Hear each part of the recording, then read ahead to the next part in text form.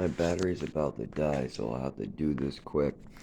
If you see this, you can see this is A. To be out 10 a.m. the 4th, or Sheriff will remove us. Now, originally, that was today. According to the district court, with the writ of possession last night, what was supposed to come in Wednesday or Thursday. Instead, the writ of possession came in last night. Okay, well, I guess that's still Thursday, but not with the sheriff. Now, the sheriff's department came today, but instead of telling us today on the paper, they told us the 4th, so that way an elderly man can take a taxi instead of walking around dangerously, because he's not supposed to be moved. And so I was able to file some doctor paperwork, and as well as this is illegal. Why are we getting evicted? Because we made a complaint at code enforcement.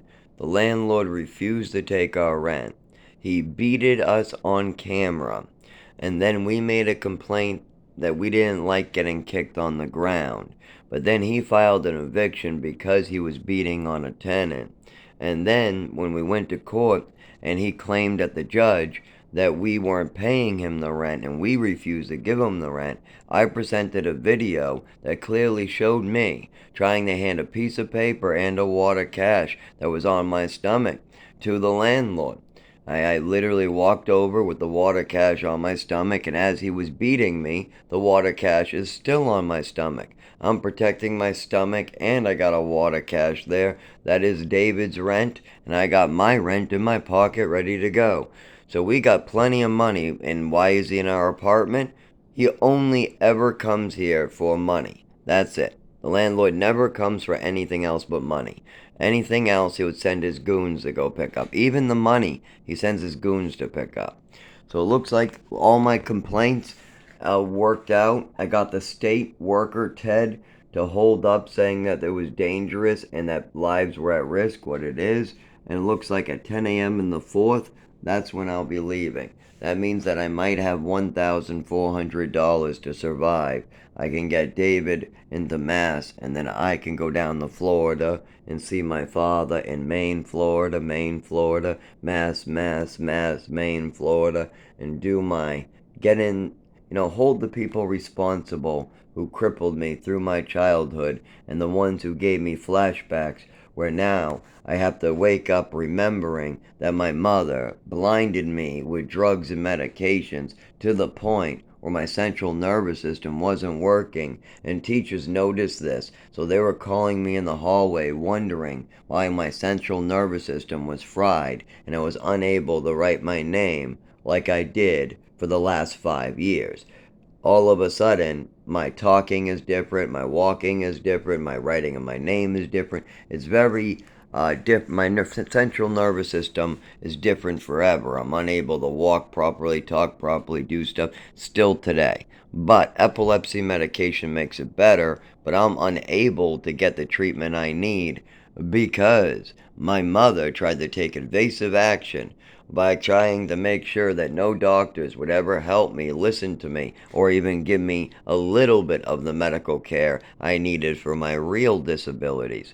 Because my mother had Munchausen syndrome by proxy and she liked to make up stories, she would go to doctor's office to doctor's office, trying to get me medicated on meds that I didn't even need, causing more and more side effects. And then she would bring me to the doctor's office with all those side effects, and then call those side effects diseases, and get me more medication. Before you know it, I'm on 7 dangerous drugs, antipsychotics, and things like that. We're talking about Thorazine, Seroquel. We're talking about something that caused my white blood count to drop called lithium. And these things were obviously causing harm in my body. We even had a disease on my called zombie effect. Yes, they took me off of a med because I became so zombie-like that I was unable to talk or function for about a couple months. And people were noticing this so much that they asked my mother why, and then she was like, oh shit, people are noticing too much. People are asking me too many questions, so I better take them off. And she noticed that this zombie effect was way, way too visible and way, way too bad. But then she would still cause zombie effects. She would still give me Thorazine. She would still slip me pills that I wasn't prescribed. But anyways, there's no undoing this. Even though I did nothing wrong, I just made a complaint to code enforcement, tried to pay my rent by giving him a letter that, hey, we got this over here. That's it. Just wanted to get him to stop allowing water to come in this and go down my wall, as you can see. That's all. I just wanted this leak right here. Oh, look, it got bigger. Yep, got bigger again. Yep, that's been there for 6 years. Oh, you should have seen it when it was black 2, 3 weeks ago. That's a brand new tile again. They put in 3 tiles in the last 4 or 5 months, and they continue to let the leak come back because they refuse to call a real plumber and have him come in here and put new pipes in, because then he would make a complaint that the landlord really needs to put in new pipes because they're leaking in too many places because of micro holes, or they're too old, because the landlord already knew he needed new pipes 3 years ago, actually probably 10 years ago, and he put out letters 3 years ago.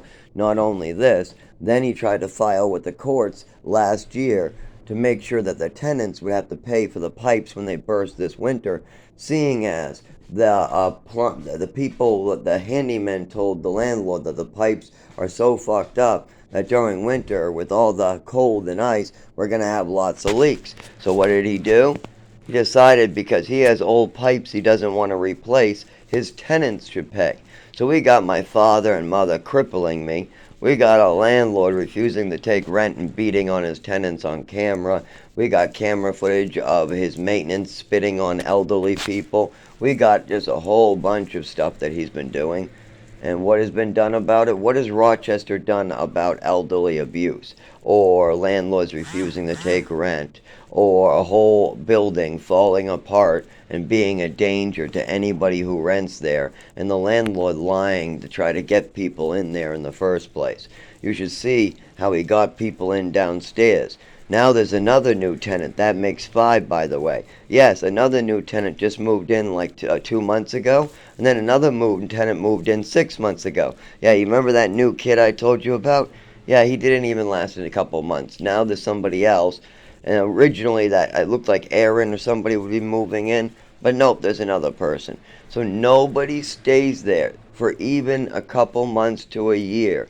Downstairs is so moldy, and the air makes people so sick that they know to move right away, because they start getting sick, stuffy noses, you can see the mold, then you start vomiting here and there.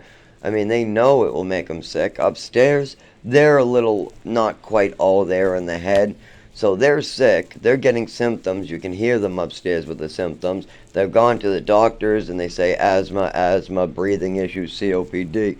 But even their mother, who was staying there for like 5 years, she was getting very sick from the air. We had a lot of people developing. They would come down. The mothers would talk to us. We were friends with the mothers, of course. Both mothers. Yes, the girlfriend's mother and the boyfriend's mother would come down and have coffee with us. We weren't friends with them, but we were friends with the mother more. Isn't that funny? That's how I am. I'm always friends with people 3 times my age, 2 times my age. I'm 32 years old, and my friends are usually 62 to 82. I got like one 90-year-old that I'm friends with too. He loves hanging out and chatting with me at my store. He doesn't usually buy anything, but if I have no customers, I let him go to the side, sit there. He's 92 years old, and boy, is he a riot.